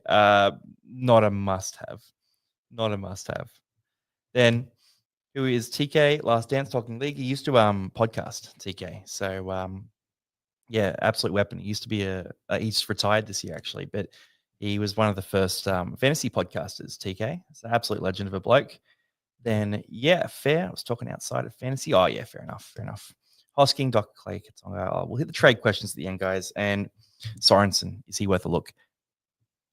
Bit of a pod. If you had buy coverage, I'd be more interested, but not with the buy coverage they have. They don't play either major buy rounds. Now, Panthers, we got Edwards, Jenkins, Tungo, McLean, and Tor in the back line here. Going to Blaze and Cleary in the halves, then Leota, Kenny, Smith, Sorensen, Martin, and Yo in the forward pack. Interchange is Summerton, Eisenhuth, Patea, and Laurie. Now, a bit of a weird team list. I'm expecting some changes there because you've got the two, Summerton and Laurie on the bench. Kind of odd. Isaiah Papali'i and Luke Garner on the extended bench. I would be surprised if neither of them come back in. So I think there's going to be a late change here in this Panthers team. Is there anything that we're looking at here? I mean, Dylan Edwards is getting cheap, but plays Origins, so no interest here. Jenkins, he can hold, he can sell. Either is fine. The Tigers leak a few points, so you could hold him. Then Cleary is in for a big game here. Could be a captain option. I'm not against that at all. I might do it. The Tigers obviously have some new combinations here. So Seyfarth going to lock, Sukar going to the edge. Yeah, I could be tempted. I could be very tempted to go to Cleary this week. 4 o'clock. Should be a dry track. I might captain Cleary this round, actually. I don't know. Like, the top captain's probably coming out of this game here, unless you go to Payne Haas, but May and Cleary, yeah, that could be interesting. I'll talk more about that one on buy, hold, sell, but I might go Cleary this round. I think this could be a big game for Cleary. We've seen a lot of good base stats. We haven't seen that big attacking game from Cleary yet. And I think this could be it. For the forward pack here, look, I'm going to say no to all of it. Like Lindsay Smith, Sorensen, Yo, these guys, they're not playing the major buy rounds. Liam Henry comes back soon. Like, it messes things up. Isaiah Papali'i back probably this week. It's too late for Panthers players. So pretty firm no for me on those guys. Then May, 1 point. Yeah, he's expensive. He is very expensive. Selling Lindsay Smith, I wouldn't sell him, but I wouldn't be buying him either. Edwards pod post origin is a great shout. He's very, very cheap. Fantasy isn't just an app, it's a way of life. And then May or Cleary captain. I'm kind of leaning towards Cleary. I think Cleary could go huge. And I know I'm probably reading into this too much, but the last game, May had 0 offloads. It sort of felt like he was tucking the ball under the arm a bit more. Maybe he's taken that origin feedback on board and he's just trying to make more impactful runs and less turn and offload, which is bad for his fantasy scores. So I'm reading into it probably too much, but I'm probably going to go Cleary this week. I actually think it's time. It's time for a Cleary captaincy. Now, Doggies and the Eels is the last game here. Big game, Monday footy. Got your long weekend if you're in SW as well. I think you guys in Queensland have the same one. I'm not sure about Melbourne. But NSW fam, we've got a long weekend. Now, Doggies and Parramatta. For the Dogs, we got Tracy, Carraz, Zeri, Crichton, Montoya in the back line, Matty Burton and Toby Sexton in the halves. Then we got a King, Marnie, Saluka Feeder, Kick Out, Curran, and Mann in the back row. Interchange is Hayward, Hayes, Hopboy, and Curtis Morin. Bit of chat that Curtis Morin might be leaving the club, essentially, pretty soon, going to the Titans. Extended bench here, Sam Hughes could come in. Lucky Galvin, jersey 23, he'd come in. Blake Wilson here as well. Kraz is not a certainty to play, so Wilson might come in too. So just keep those things in mind. From my perspective, it's not time to buy Jacob Kraz. You're paying absolute top price for him, and as much as Parramatta can leak a try on the edge, I just think the injury risk and the fact that he plays the last game of the round is terrible, terrible news for you as a fantasy coach. So I'd give it a week and buy him next week if you're going to do it. Then Matt's thrown in a terrible comment. I might just ban you, mate. Watching the Dogs tail up the Eels. Parramatta are getting this one done. Parramatta will get this done. They'll bring Lockie Galvin into the team at the last minute, the Dogs. It'll throw out the entire chemistry of the roster. And Parramatta will win this one easy. So get it done. It's Eels time. But for the dog, let's get back to fantasy though. For the Doggies here, Burton and Sexton in the halves. Maybe Galvin comes in. I just think it's too unclear to buy any of these players unless we get confirmation of what's going to happen. I'm not recommending any of this. Like, Give it a week. Buy him next week. They play the 2 remaining major buy rounds, so you can give it some time. Max King, if you have him, he is basically certain to keep his Origin spot. He was good in Origin 1 as well. So I think he's a pretty easy sell at this stage. You keep him if you want to play him this week, but you're going to be selling him next week. So if you can go King to, Couchman or Kalamatangi, one of these guys, you're making that trade every day of the week. Reed Marnie is not an option. He was maybe going to be an option, but they're shopping him around now. Bailey Hayward's the long-term hooker. He will steal minutes there, and there'll be more and more minutes every week. Then no interest in Saluka Fafita. We're going to have a conversation about Josh Curran here as well. So Curran went huge last game. He's a beast when he plays in the edge back row spot. Could be solid here. Parramatta matchup should be hard fought, this one. I just worry about Curran. So Preston comes back next week, which means Curran moves back into the prop rotation. We see Tupanua come back pretty soon as well. Tupanua's in that prop rotation. Harry Hayes has been good. Max King, I guess he misses games due to Origin. So Curran is a solid option. You could do a lot worse than Josh Curran, but in the prop rotation, he's not quite as impressive. And when they're at full strength, he's like a 45 guy. When they're down players, that's when he sort of steps up. So I don't mind Curran. I'm not rushing out to get him, but I don't mind Curran at all. I think he's due for a massive game here too. So if you want to get on the pod, you can get on the pod.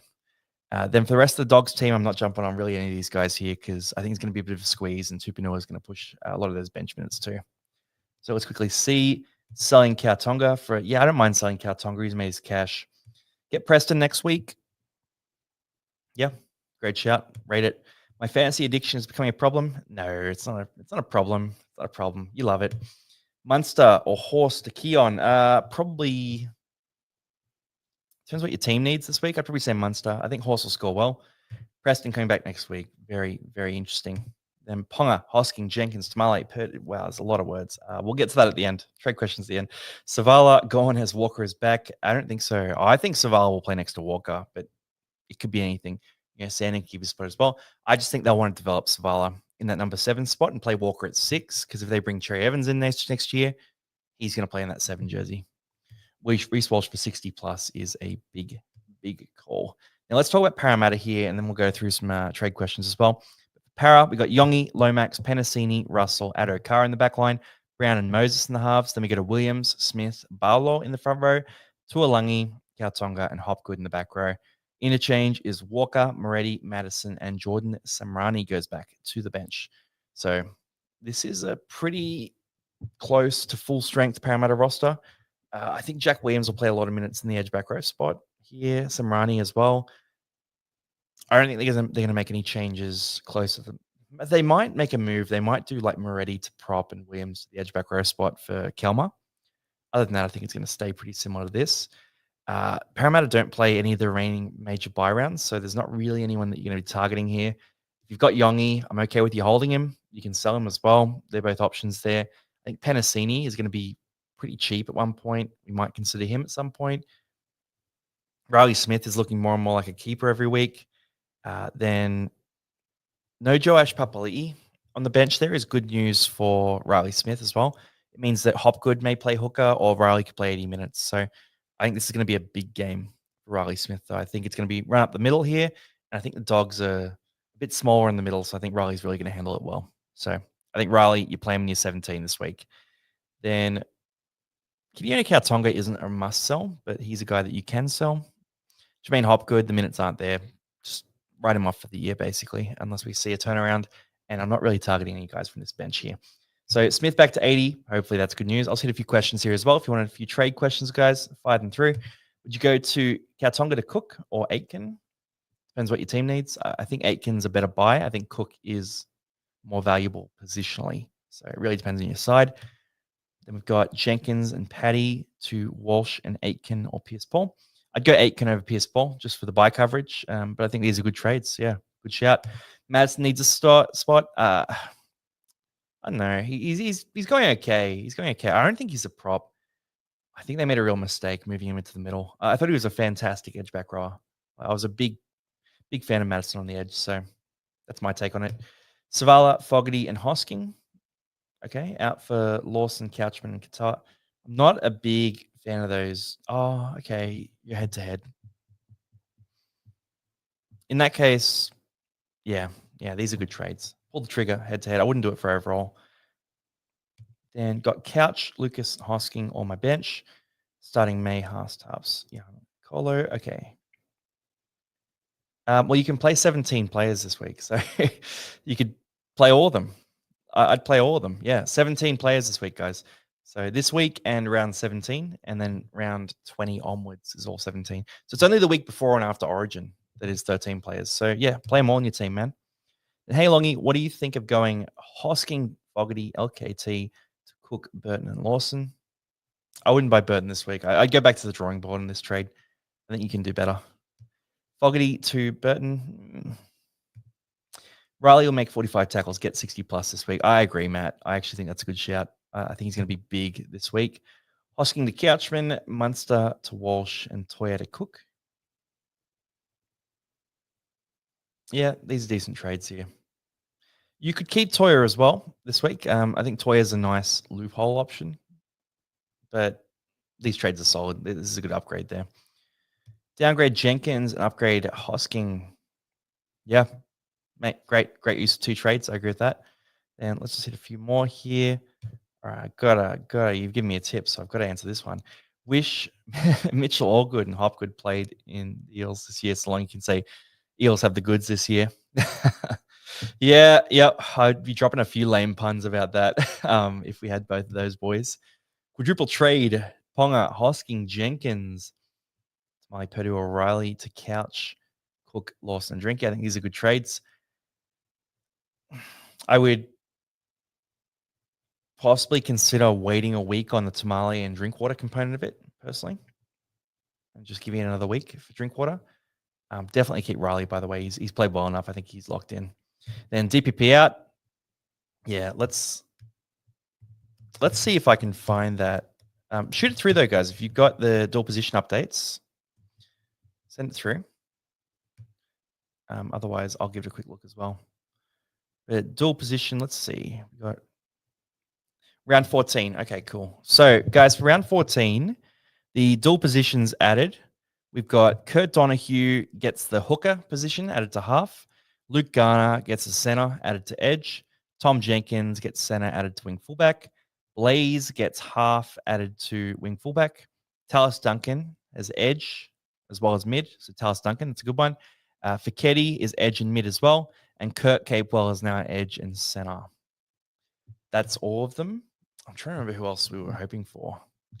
So no Ewan Aitken center dual position. Is there anyone else we were targeting here? Oh, actually, what happened with Jackson Purdue?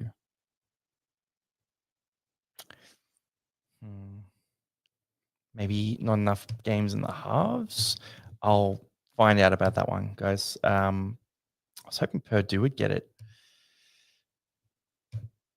I'm as salty as you guys.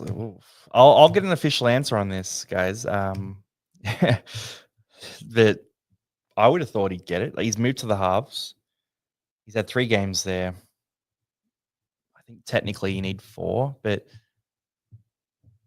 I think he qualifies. No, I'll find out about Purdue, guys. I'll get an official answer on that one.